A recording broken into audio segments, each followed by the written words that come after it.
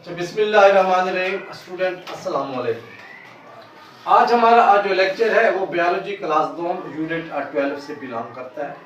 इसके अंदर आज हम पढ़ेंगे कि काम के लिहाज से जो न्यूरॉन होती हैं ये कितनी इकसाम की होती हैं और इनके फंक्शंस क्या क्या होते हैं और इनका स्ट्रक्चर यानी साख्त कैसी होती है। इससे पहले हम मुकम्मल तौर पे एक लेक्चर जो है उसकी वीडियो भी मैं बना चुका हूँ और वो है न्यूरॉन के बारे में, मुकम्मल तौर पे उसकी साख्त के बारे में हमने पढ़ा था।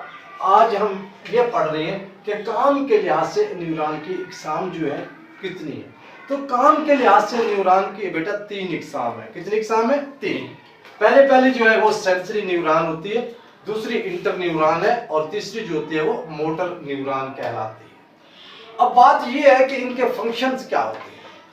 फंक्शन ये होते हैं बेटा इनके कि ये सेंसरी न्यूरॉन जो होती है ये नर्व इंपल्सिस को कहां से कहां तक लेके जाती है। तो ये नर्व इंपल्सिस को हमारे जो रिसेप्टर्स हैं यानी आंख है, कान है, वहां से नर्व इंपल्सिस को सेंट्रल नर्वस सिस्टम यानी कि हमारे दिमाग तक लेके जाती है। कहां तक लेके जाती है? दिमाग तक। यानी कि ये मैसेज अपना जो है जो नर्व इंपल्सिस की सूरत में होता है रिसेप्टर से कहां पे लेके जाती है? सेंट्रल नर्वस सिस्टम के अंदर लेके जाती है। मैसेज पहुंच गया और इसके बाद आपने ये देखना है कि इसकी साख्त क्या होती है। तो ये सेंसरी न्यूरॉन जो है इसके अंदर एक डेंड्राइट होता है और एक ही एक्सॉन होता है। एक डेंड्राइट और एक एक्सॉन। अब बात यह है कि डेंड्राइट्स और एक्सॉन क्या होते हैं। डेंड्राइट्स और एक्सॉन बेटा ये तारों की तरह गुच्छे होते हैं जो हमारी न्यूरॉन्स होती है, बड़े हुए होते हैं। अब इनका फंक्शन बेसिकली क्या होता है, ये डेंड्राइट्स जो होते हैं ये नर्व इंपल्सिस को सेल बॉडी की जानिब लेकर जाते हैं और सेल बॉडी से बॉडी की जानिब जो होता है जिस्म के जानिब इफेक्टर की जानिब जो नर्व इंपल्सिस लेके जाती है हम उनको एक्सॉन बोलते हैं। क्या बोलते हैं उनको? एक्सॉन। इसी वजह से इसके अंदर इसका इस्तेमाल हो रहा है वो मैंने आपको डिफाइन कर दिया कि डेंड्राइट्स और एक्सॉन्स क्या होते हैं। अब हम आते हैं इंटर न्यूरॉन के अंदर।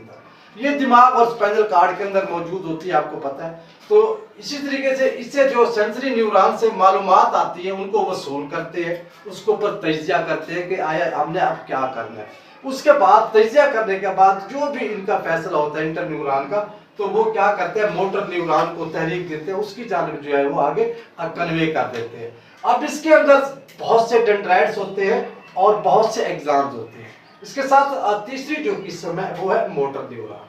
ये क्या करती है बेटा, इंटर न्यूरॉन से जो भी मालूमात होती है उनको वसूल करने के बाद मसल्स और ग्लैंड्स जिन्होंने इफेक्टर का किरदार अदा करना होता है अब वहां तक जो है वो मालूमात लेकर जाते हैं। किसकी मालूमात?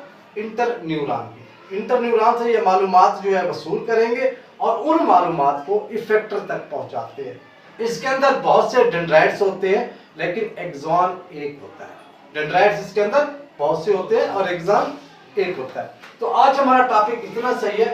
काम के लिहाज से मैंने आपको पढ़ाया है बेटा कि न्यूरॉन की 3 इकसाम है। Number 1 sensory neuron. ये क्या करती है बेटा, रिसेप्टर से सेंट्रल नर्वस सिस्टम तक मैसेज लेके जाती है और इसके अंदर एक डेंड्राइट होता है और एक एक्सॉन होता है।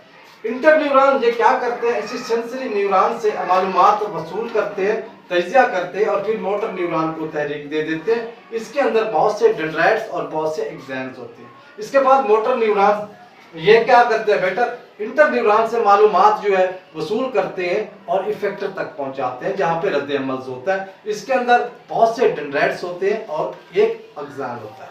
तो आज का लेक्चर यहीं तक ही है। फिर वही बात कि मेरा आप PMC जो चैनल है आप उसको सब्सक्राइब कर दीजिए। अल्लाह हाफिज। पाकिस्तान जिंदाबाद।